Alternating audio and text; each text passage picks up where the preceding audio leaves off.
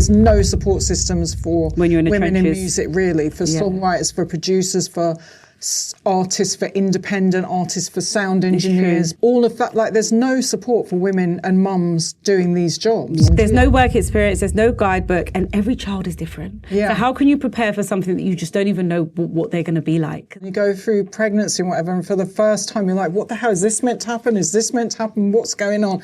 And then you birth a human being and you're just supposed to be this overnight sensation, you know what I mean? The Parent Playbook.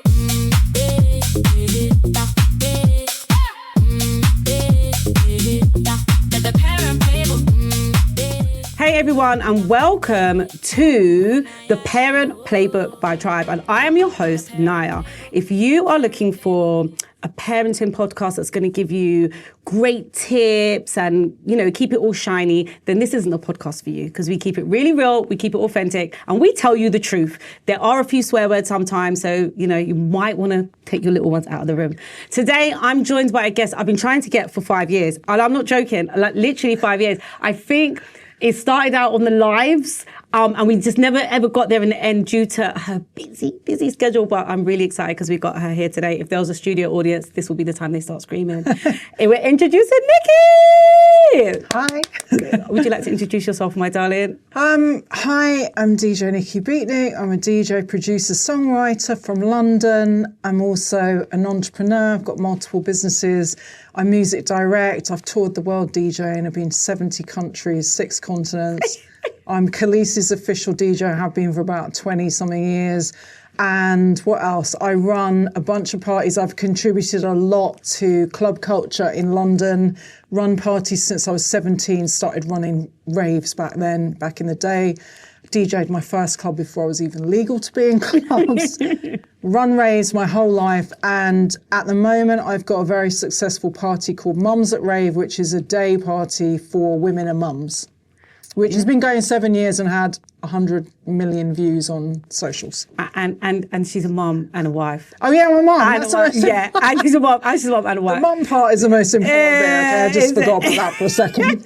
Listen, no, I'm not going to lie. Most people lead with their parenting starts, and I love that you led with your accolades, because sometimes I was here to talk about work stuff, quite honestly, as well as parenting. No, absolutely. But I'm telling you, a lot of mums downplay what they've done as soon as they become mums, and I really love the fact that you owning everything that you've done, because it's so inspiring. And sometimes we get into a mum space and we just kind of forget. And I love that's not your vibe. Yeah, well, did you see Bad Bunny at the Super Bowl? Because they were interviewing him before the Super Bowl and they were like, who has really inspired you in your life? And he was super quiet for a couple of seconds. Then he just went, my mum. My mum, before any of the music, before anything, she just told me that I could do anything. I could be anything. She was my biggest cheerleader. She gave me so much confidence. And I always say it as a mum. I'm like, we are so powerful as mums. We are literally shaping future generations. Absolutely. And have so much power there to be positive and to give kids like the best pathways open to them. So I think mums should never, ever downplay that and the importance of their role. Yeah, absolutely. And it's like mums sometimes you get a bit of a bad stick, because it's like, you know, like you're a mum and you're, oh my gosh, I'm so sorry, but it's definitely my phone ringing in the middle of the podcast. I really tried to ignore it as well. I tried to ignore that. It didn't work. It absolutely didn't work. Okay, so basically I was trying to say that, you know, mums sometimes get a bit of a bad stick. Like, you hear the stories of the mum that turned up to the school in her pajamas and blah, blah, blah. And there's a lot of stigma around sometimes the way that people are mothering. And you're damned if you don't. And that whatever you do as a mum, you get judged. 100,000,000%. And so, yeah, I try to be non-judgmental. Even though I won't turn up to school in my pajamas.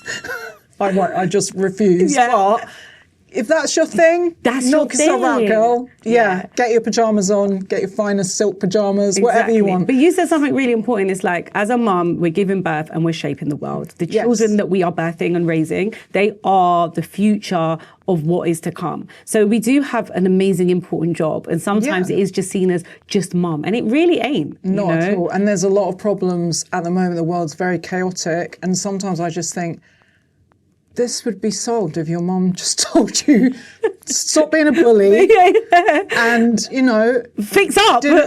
Fix up. Ultimately, that's what you need. But yeah, mums they have a very difficult job. They don't always get thanked. Yep. They put in years and years and years of effort and often get blamed for this or that, or like, 100%. You did this to me, or you didn't do it, or I didn't have that, or, you know what I mean? Like, you can't really, there's nothing that will mess you up like your parents, basically.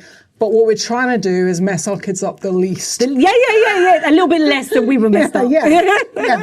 And if you come from my generation of boomer, like my parents were boomer parenting, then our generation has been different in the way we parent, but who's to say what's really right or wrong? We're all just doing our best. You're all just doing your best. And also, it's not like you get work experience on being a mum. There's no work experience, there's no guidebook, and every child is different. Yeah. So how can you prepare for something that you just don't even know what they're going to be like? Because everyone is different. Do you know what I mean? You birth a child and you go through pregnancy and whatever, and for the first time you're like, what the hell, is this meant to happen? Is this meant to happen? What's going on? And then you birth a human being and you're just supposed to be this overnight sensation, you know what I mean? And know everything about breastfeeding and this and that. And you just don't a lot of the time. So it can be quite isolating, I think, for women. Yeah, and especially if you lose yourself a bit. And I think there's a space of not being honest that happens because you're in fear of feeling inadequate in comparison to what everyone else is doing. I remember before I even had children, I walked past a library and I saw all these mums in there and I was like, singing and I thought and I vomit like that. That is not my vibe whatsoever. And I called my friend and I was like, I don't think I'm ever gonna have kids. She's like, why would you say that? Yeah, she was. I said, I just walked past the library. I said, and I can't see myself in there ever. And she said, I started laughing and said, do you think I've ever been there? I said, well, I've just seen a bunch of them. She's like, no, that is not for everyone. And you have to figure out what is best for you, and whatever you figure out for you is not wrong, And I think that was the first time I thought, maybe there is a life with children that doesn't look like that. And no shade to the mums that want to do that, because I feel like to have that passion to do that is special. Because for me, as baby groups, man, it looks different for everyone. It does look different. When I had my kid, walking around East Dulwich, which is very bougie now. Yes, it is. I live in South East London. And big up South East London. I went to East Dulwich and I counted like 38 Breton stripy jumpers in half an hour, and everyone had lattes, and I was just like, this is what I see on Instagram as well, but surely there's a different side to when you have a baby and mothering than lattes and stripy jumpers. So then it gave me like this weird hatred for stripy jumpers. And I was like, I'm going to wear fringe. Yeah, I'm all doing the everything. things that I wore before. And like, I haven't changed as a person. I'm the same person that I was. I still love my job DJing. I was in clubs DJing pregnant until 4 or 5 days before I gave birth. Wow. And on 2 tours, on tour buses, sleeping in those coffin beds.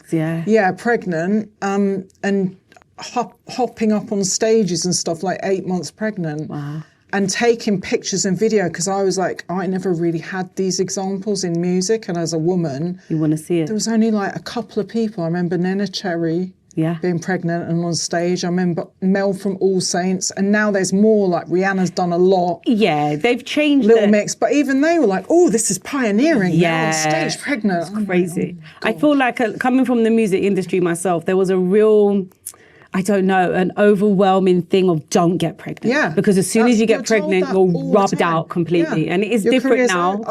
You see the Cardi B's. Not enough has changed. It's not they're enough. At the top but they're with at the top. All kinds of support systems. But there's no support systems for when you're in women trenches. in music, really. For songwriters, for producers, for artists, for independent artists, for sound engineers. All of that, like, there's no support for women and mums doing these jobs. Yeah. There just isn't. And touring DJs, forget it. Yeah, no, it's true. And you're kind of just forgotten, Yeah. They're just like. But they do tell you forever that it will ruin your career if you have kids. 100. I grew up like that. And that's why I think I had my daughter a lot later on in life. Because I was always taught, like, this is going to ruin your life. Yeah. No one ever sat me down and said, this could be the making of you. Yeah, exactly. And I feel like it's, like, of all the things I've done, it's the best thing that ever happened to me. But I waited so long because I was in music and told, don't do it. Yeah, no, I agree. And I feel like, it's even now when I look at my daughter, I have a different way of talking to her about children than my mum spoke to me. Because I was very much like, don't get pregnant, don't get pregnant. Yeah. No, It's going to ruin everything. Yeah. And now I look at my daughter and think, maybe not wait so long. Exactly like, you don't have to do that. Like, I'm it's hoping okay. my son doesn't wait too long, otherwise I'll be 108. I have to hold on. Like. But you'll be like, no, it's actually okay because you know what? Everything's going to work out. Yeah, exactly. And it's going to be fine. Exactly. So talk to me about Mums at Rave.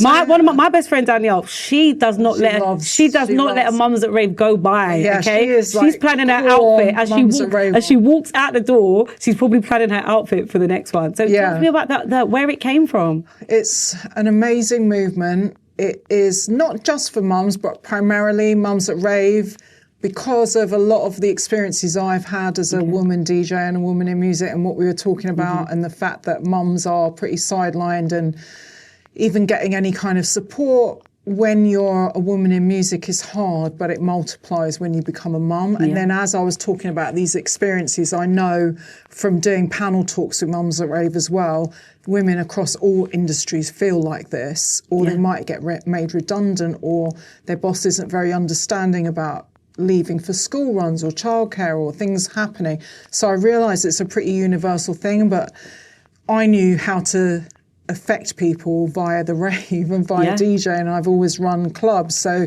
doing it has been a very natural progression of my other club nights. Okay. But it's all women, it's all mums. The only guy we have in there really is the MC. Okay. Sometimes we have women MCs as well, and the photographer. And it's been going 7 years. It's had over 100 million views on socials. It's got 80,000 followers.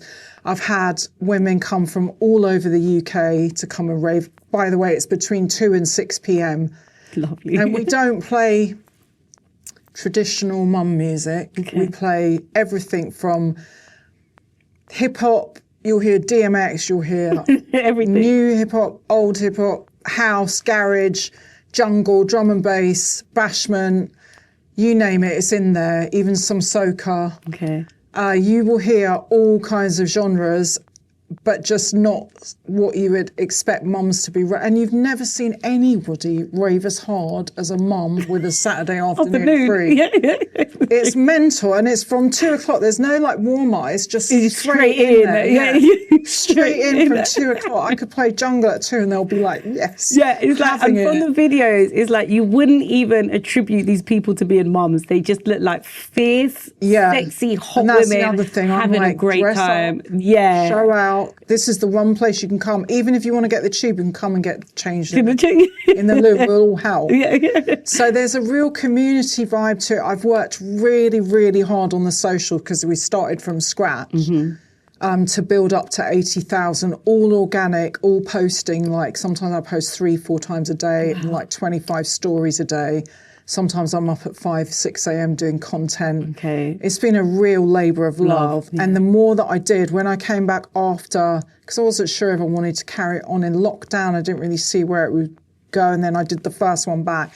And honestly, it brings you to tears. Like I've had artists come and perform, and they've been so moved by the vibe and the fact that it's all women and the friendliness and everything, that they're like so choked up, they find it hard to actually like, okay, this vibe's so much, like it's overwhelming. And that is the energy that you don't get anywhere else really. And that is like a genuine, it's because I love club culture and parties and raving and everything that stands for, which is community. It's about all different demographics and people coming together. That's what I think raving's about. Yeah. And where you might not meet that person in real life, in everyday life, but you would meet them in the rave. And you know, it sounds like as well, it's very non-judgmental. It's very non-judgmental. And I think that like sometimes when you're going out, it's just very like, ooh. Well, that's the other thing about mums. We're expected.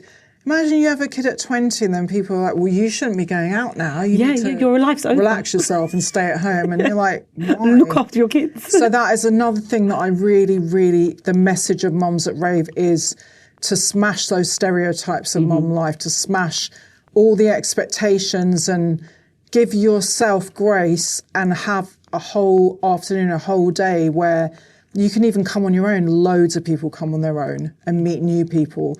But treat yourself. Like the self-care element of motherhood cannot be underestimated. And I really believe that dancing and music's frequency, without getting airy-fairy, it's just factual, it's frequency. Music can heal, it can do things to people that other forms of art can't necessarily do, and it does it really fast. Yeah. So music and dancing together, it's tribal, it's an ancient thing, and I think that cannot be underestimated, and there's a power in that. And I've seen it, and I've heard the testimonials from women that come saying it's changed their lives, and they've like had confidence from other women they've met to like cut their hair, get a new outfit, go for the new job, tell their husband, yes, I can wear jeans. We had one lady that came and said, my husband's always told me that jeans aren't flattering on me. Oh, wow. She was like, I'm going to start wearing jeans now. Just little things like that. But people have gone for their jobs that they've wanted and got their dream job, and I've got a message, or they've started a business together. Like, there's so many amazing things have come from it. So that has spurred me on to keep going, doing it. And now we're 29 raves deep, and I've done them in Birmingham. I'm about to roll out to Brighton and Bristol. I'm trying to make it happen in Ghana and Kenya, maybe South Africa, Australia, maybe America, fingers crossed. World domination, man. It is world domination. So yeah, but it means so much more to me because now I know that the impact is a bigger reason. And all those years of being a woman in music, it's not I can in put vain. that into this movement. Yeah, no, I like, honestly, it just speaks so loudly to me, because I feel like the women before, like mums that are probably older than me, like they would have missed this. Do you know what I mean? Like, so our age group is like, do you know what I mean? It's like it's such an amazing movement. Well, so what's also interesting is, and I've never seen this anywhere else, I've had 18-year-old mums come and 65-year-old mums come and rave together. And I can't think of many other clubs where it's like that. And it's all ages. And it's encouraged. Yeah, it's encouraged. And they're all jamming together and having fun. Yeah, no, I love that. So, yeah. And it's funny because you'll think like the 60-year-old, the 18-year-old they all know the same music. Yes. Because like it's played in the houses and the mums and the aunts. Yes. No, it's just And then even like, I'll play new tunes and they'll all know it and get on board with it. Yeah, so it's lovely. It's life-affirming stuff. It's like, a little tear comes to my eye after each one, even though I'm exhausted. But yeah, and we're doing about 4 or 5 a year at the moment in London and then other cities. So yeah, it's going good. Well, we'll put all your information in the link so people can come and find it and they can sign up and they can come and get the life-changing dance experience that everybody needs. From Las Vegas to come. Bloody hell. She was like, I planned my whole vacation around this. Listen, I love that. So talk to me a little bit, like, let's go back a bit. So how old are your children? Gracie is I have to think about this. 17. Wow, 17. But she's my partner's child, but I've known her since she was 3. So I'm like, I don't really like the word stepmom or step. Yeah, what do they say? Bonus mum. Yeah, bonus that's better. Because otherwise you think it's like Cinderella or something. Yeah. Definitely not that. It's given you're sleeping under the stairs. None of that. So bonus baby. Yeah, bonus baby. She's 17. Okay. And Harley is 11. Oh, he's 11. Yeah. Wow. So talk to me about being pregnant and being on tour. These are not normal conversations, Nikki. Yeah. How was that for you? Well, I was determined to do all the gigs, all the shows, stack money. Okay. While I was pregnant. But also be very visible because I never had that example, especially from women DJs. Yeah. So I was like, I'm going to take all the pictures. I'm going to post all the pictures. I'm going to be in outside. the club. I was doing a weekly party at the W Hotel, which was our Beatnik parties there, every Wednesday. And then I was out on tour with Khalees and I was out on tour with All Saints. Wow. And I was doing, 2 tours constantly. We did the Backstreet Boys tour as well. So I was touring really hardcore and making music as well. So I was doing all the things and not sleeping that much, I guess, but that's just part of our job to a certain extent. And I was also doing a monthly party in Shoreditch, so it was a lot. There was a lot going on. I don't know what to say to that. I was flying up until 7 months, Okay. and then they tell you it's not healthy. But I felt fine. It was just like extra puffy ankles. But yeah, I'd go to Italy and do a gig and then come back again and get on a tour bus. Sleeping in the tour bus, those tiny coffins, beds, that was not fun pregnant. Yeah. You can't really turn that well once you get to a certain point.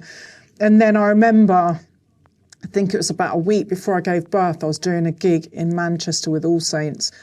And my tour manager, he was like, there was a riser and a stage, a DJ riser, which are about this high. Okay. They're quite high.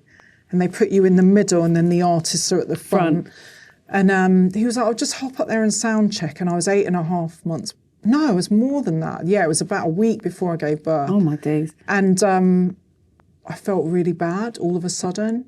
And so I told my tour manager, because they don't really make provisions. And it's all guys, so they're just like, oh, she's fine. And I'd been on a tour bus, like a Sprinter van. Yeah. And it's really like... So I was like, oh, my God, I think it's bringing on the birth. Oh, gosh. Yeah. I was in Manchester. I was like, my kid's not being born. Oh, Manchester. No shade to Manchester. No, but I was like, I'm miles away from What's happening? Yeah, this can't happen. No, this can't happen. But anyway, St. John's Ambulance came to the stage, wheelchaired me off the stage through the festival in a wheelchair to the St. John's Ambulance. They were like, yeah, we need to get you to hospital. And I went, no. The show's in 20 minutes. Get me back to that stage and get me home. So they were like, well, we can't keep you here. So I guess... Yeah, because they can't. Yeah, so I just refused. And then I did the show and I was still like a bit like, oh, I don't feel too good. And then I remember my face and Shaznay and All Saints was like, I could tell that was your last gig with us because you just looked like... Nah. It's not happening. Like, I can't now. And I think I did one more gig after that. And then the other 2 that I had booked a couple of days before my due date, I made my brother do instead. And I was just like... But I was doing all the things. And then I had a really terrible, terrible birth, which I've never really spoken about, but I nearly died. And so did my kid. Negligence with the hospital. It was horrific. And I couldn't walk for... about 6-7 weeks on my own because I lost 4 pints of blood and it was just like horrific. So I'm glad I stacked my cash because I thought my birth would be like my pregnancy. Yeah, I'd have a strong week off and then go back to the club, be fine. I went back after like 6-7 weeks when I could walk on my own. And I was doing press for a record at the time. And I remember my brother had to help me walk to the press thing. Oh, my days. And then I just sat there like, everything's fine. Like women in music do. I was about to say that. The power of a determined woman and then add mother on top of that. And add music industry. Yeah, you can literally walk through the depths of hell and smile like nothing is going on. Yeah. Which is a superpower that no one really talks about. Yeah. Because 9 it's times a bit dumb. It is. It's insane. It really is insane. But it's like if we don't do those things, then we prove their point of, oh, but you're an invalid once you become a mum and once you get pregnant. I actually was an invalid though. Like it was bad. It was really, really bad. I almost didn't make it. My kid didn't have oxygen for like a minute and a half. Wow. And then they realised that they'd messed up. They put me under general anaesthetic, I think, in case it got worse and I didn't make it or whatever. But it was so traumatic. But anyway, I woke up and the first thing the nurse said to me was, oh, I've just come to check your baby for brain damage. Oh, gosh, no. And I was just like, what's happened here? What the fuck? Like, it was a rude awakening into motherhood that I never thought. I just thought I'd have a strong week, 2 weeks off, and I'd go back to my residencies and I'd be... So I took 6 or 7 weeks off, but everyone was asking me, when are you coming back? When are you coming back? Because I'm running the clubs, the club nights as well. So I'm ultimately responsible for paying other people, my guest DJs, all of this stuff. It just doesn't stop. So I was emailing from bed the day I woke up. Like, as soon as I was like emailing and doing work emails and stuff the whole 6 weeks when I couldn't walk. And then I went back and did press, and then I started DJing. I had C-section pants on. Ready to go. In the club. And because they'd done an emergency C-section, I don't want to get gross, but they cut through the muscle sometimes. So I didn't heal for like a year or something. Yeah. So I was just back in clubs like but actually pumping breast milk and in C-section pants, not feeling sexy. No, you are such a soldier. Like, I know, but at what point does it become just a bit stupid? Do you know what I mean? But I think that's the pressures of like, it's not only like being a woman in music, but being in charge of your own payroll, if that makes sense. It's like earning the money. Yeah, it's like, it's that space of, yes, I could do with a little bit more time off. Yeah. but I got to pay the But rent. who has that? Yeah. Yeah, and there's things like we're living in a very many expensive, things, we're living in which an are just expensive getting more world. expensive by the year, by the way. But yes, exactly. So it's like it's really tough. Like I was talking to someone who's an entrepreneur and like they're sole trader and they got pregnant, and I was explaining to them that if they had set up a limited company, That's what I heard. then you could get statutory maternity pay. Yes. Because if you're a sole But it's trader, like, I got £120 a week for I think 6 or 7 or 8 months, I think, which is a help. it worked. But I listen, think what are now we getting with £120 a week? you ain't getting shit. But I tell you something, what you ain't getting, if on a sole trader's wage, Nothing. nothing. Terrible. They don't get anything. Terrible. You don't get I'd say nothing. to everyone, set up limited companies. Set up a limited company. Yeah, that's always my tip. Like at least set up. And also as well, if some people are like they're employed by multiple limited companies, you can access more than one statutory maternity pay. Oh, that's good So advice. one of my friends, she was working for 2 separate companies, so she got 2 statutory maternity pays. I was like, oh, I missed a trick there, man. Yeah, Oh, I did missed a too. trick. Yeah. So just that's a tip for anybody listening. So there are things that you can do to safeguard yourself finance-wise. It's not a lot. Yeah. But the sole trader life, it can be really, really brutal. Plus the tax is worse as well, I feel like. We could be here all day. Yeah. And I've got an accountant and he's absolutely amazing. So that's another thing I'd say, because I feel like a lot of people in music and the arts might be neurodivergent or I'm dyslexic. Absolutely. And there's a lot of neurodivergent people because we've got creative brains. If you're not good at that, I would say get a good accountant. Yeah, I agree. And I so strongly agree with that. It's like if you're not good at something, that's okay. Yeah. Just get someone who bloody is, and that way you don't miss a trick. Yeah. Now, Kizzy is my daughter. She's 9 years old. She knows I'm doing a podcast, and she wants me to ask every guest a question. Okay, it's the same question. I love this. Yeah, I feel like it's a little bit of shade to me for some reason, but she wants to know, what is your most favourite thing to do with your child? Oh, that's hard, because I was just talking to my friend this morning. We went to an event and she was saying that she's like sort of a helicopter mum and their kids are 16 and 19, I think. Okay. And she was saying, I just love hanging out with them all the time. And she's got 2 boys. And I'm like that as well. Like because I waited so long, I think. Yeah. Every single little thing tickles me. Okay. And I just want to hang out with him all the time. And I'm like, please, when you get to a teenager, please hang out with me still. And like he likes like writing raps and roasting and doing all that. Oh, really? Yeah, he loves that. But he loves drawing, and I did art. I did a fine art degree, so I can see things. And he plays music as well. But I'm like, he was watching like roast battles, and I was just like, oh, that's my son, because I've been a DJ forever, and I came up with people doing that. So as he gets older, maybe it will change. But I just love every single thing about just hanging out with him, watching him draw, doing little things together, We watch The Simpsons together, we're cracking up. But we've always had TV shows we watch together, like Wednesday and different things, and sometimes very inappropriate things that he goes into school and tells his mates about. Yeah, I'm like, don't tell him that. Do you know, we was talking earlier about the devices and like limiting like how you manage your children and what they have access to. And I said, I hear it. But back in the 80s, man, like I watched I was exposed to, me too. Freddy Krueger. Yeah. Like there were some shows I was watching. RoboCop, Like, that traumatized oh my me. God, I forgot about RoboCop. Yeah, there's so many things that we had access to. So is it like...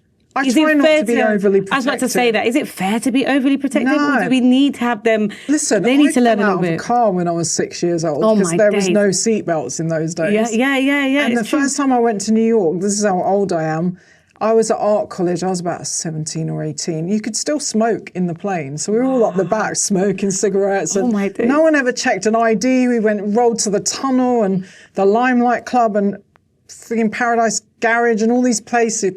Like, no, not Paradise, Sound Factory, because I think Paradise Garage had closed in New York by that time. But it was hairy. Like, it was like Times Square was not a nice place in those days. And we were just rolling out, like, you know what I mean? Getting like, your life skills. Went to illegal raves and like doing all this crazy stuff. So I don't think they do as many crazy things as we do. And I'm not so overprotective that I do all the like, I'm so worried about Roblox, I'm really worried about this, I tell him like, there's paedophiles, there's this, there's that. Yeah. I'm very, very open about every single thing. I'm like, just talk to me. Like, I'm never going to be that angry. also controversial, but I didn't know I was gentle parenting, but I basically gentle parented. Oh, really? Okay. Yeah, and I didn't know that was a thing. I was just like too laid back. They just put these names on things. Yeah. Like, oh, this is gentle parenting. But okay. I was like, I, for one, have come up through clubs and I do not like it when anyone shouts at me or speaks to me wrong or is rude. So why would my kid like that? Like, I'm just going to be...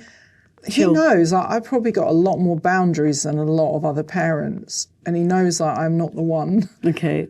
But I never really shout because I just think I don't like being spoken to like that. So I feel like my message gets through better, and it's not for everyone. And sometimes, you know, like I'm at the end of my tether, like I'm really tired now. Okay. But I've just, he's just chill. So I found it easy, but I haven't got, like my kid's easygoing. So I've come...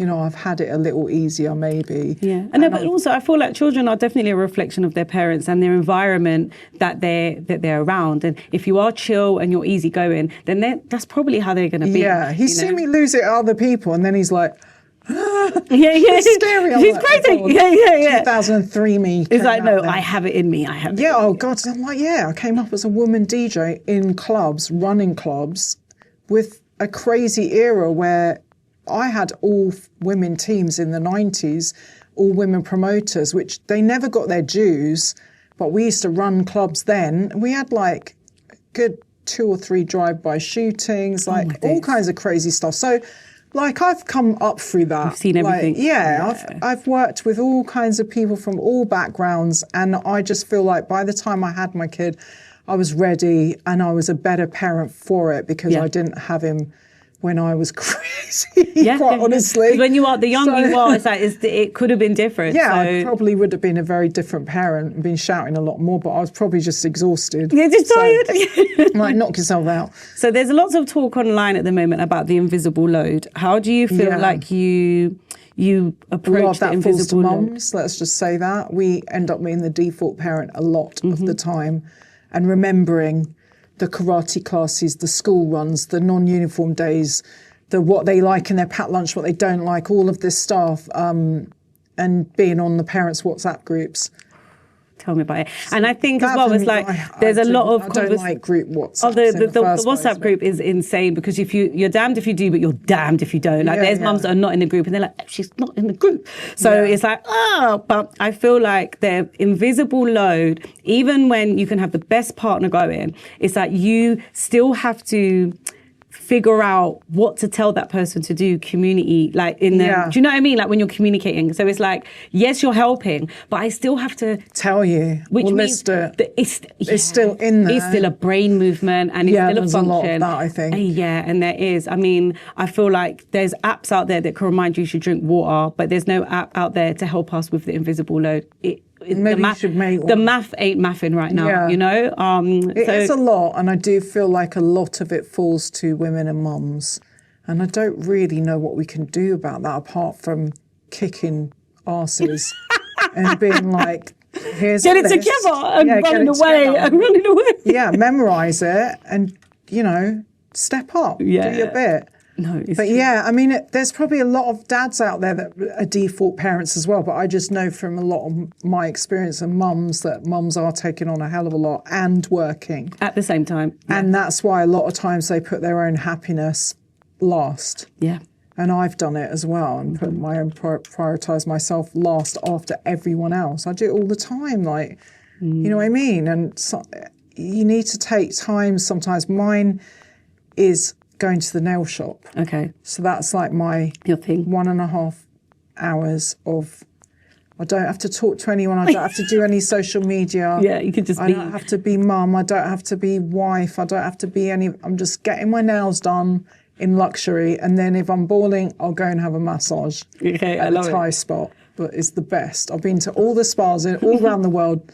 In all the posh hotels, no, the Thai spot in Penge. I'm going to hook you up, guys. It's the best. Do you know what? I feel like that is probably like the best best advice. And it's like, okay, we don't have all the time in the world and we are caregivers and you are putting in millions of different people before you and all the things and the entrepreneur and the events and the posting, but carve out, even if it is an hour or 2 hours, that is just for you and do something that is just for you. There's nothing beats getting up and just going somewhere on your own. Yeah. I don't have to I know, it's lovely. Today I've been out rolling around London listening to my playlist. On your own. Thugged out music. And I had like some tunes on this morning. And I was just like, oh, how nice just to be rolling around London on my own, looking fabulous. Looking fly. Like, you know what I mean? No, like just doing your hair and makeup, putting on a nice outfit. And not worrying about, I've got to make a lunch or do a thing or pack your bag. Or it's just, there's a euphoric thing with just doing for yourself. Yeah, so I think and it's I really do that important. every day by dressing intentionally, which wasn't a thing before, but is now. That's a catchphrase. It is. But I'll roll up to the school gates, but every day I'll have like my makeup, my hair, maybe not my hair actually, that's a hot mess a lot of the time. It'll be like curly Something's and got to give. or in a Something's got to ponytail. give. Yeah. But I like to be dressed. I like to have a fit. I like to take my pictures every day because if I dress like that, I feel like I'm ready to do some deals, go to work, make some music. It just helps with like overall mentally feeling better about myself and not feeling like a stereotypical mum, I guess. Yeah. Just the person I've always been. Because I came out like this. I was like 4 years old playing records on my grandparents' stereo, standing next to speakers in an outfit styled with a beret. I'm like, He was ready who to is go. this child? But I came out like this. Like, I was just musical. I always did music. I went to music school from like 6. So I think it reminds me who the fuck I am. Yeah. By intentionally dressing. Yeah, and it's look Doing good, your makeup. feel good. Yeah. Like it's impossible to... You trick yourself into, okay, I am. There you I go. can Because do if you this, look I'm a good, it's like, boss. I'm doing this. Do you know what I mean? Yeah. And like, I feel like that's just such good advice. But Nikki, it's been absolutely Was amazing that it? talking to you We today. done? We are done. I could talk to you. We need to do a part 2, okay? We actually need to do a part 2 because everything that you're doing is just so inspiring. And I feel like there are still a lot of gems that you could give the up and coming girlies that want to get into the music industry, that are parents, that don't know what to do and maybe don't understand why they're feeling the way that they're feeling, you know? Oh, it's tough. And the music business is a tough industry. And I know everyone says it, but it's so hard for women. Women producers, for instance, we're still 4% of the entire industry. 4%. And women DJs, there's a lot more of us now. Us coming up, there was hardly any, but there's a lot more representation. But are we actually getting paid equally? Are we on lineups in the same way? In the same bold print at the top. And a lot of the time it's like crabs in a barrel. There's one token that gets booked and they're like, oh, we've got a woman on the lineup. Yeah. A Out of woman. 100. Yeah. So there's so much work still to do, and I don't think it's going to happen quickly or anytime soon, but I'm always advocating for women and there to give advice or help other people. And also with mums at Rave, if a mum and they've got a small business or they're doing something inspiring, they can message me and I'll always share it or post it. Or I do newsletters as well, and I've got a Substack.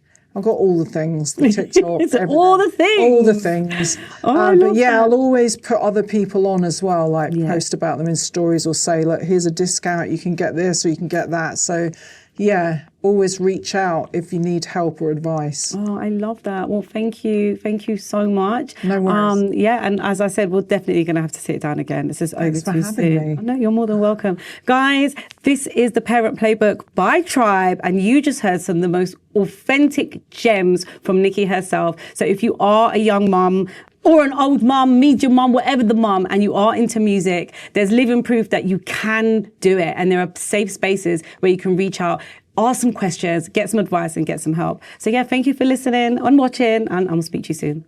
The Parent Playbook.